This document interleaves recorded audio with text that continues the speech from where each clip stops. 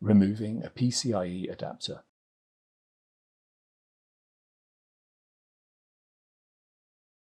Remove the tray cover. Remove the cross braces.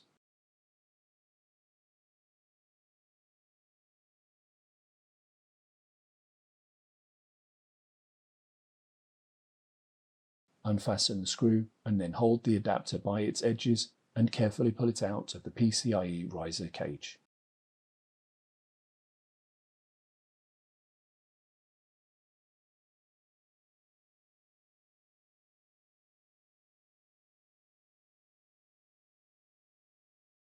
For shared I/O or socket direct configurations, disconnect the cable.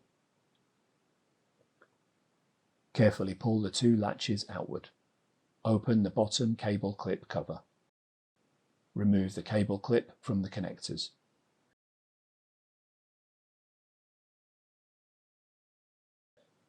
Gently pull the black plastic sheets outward.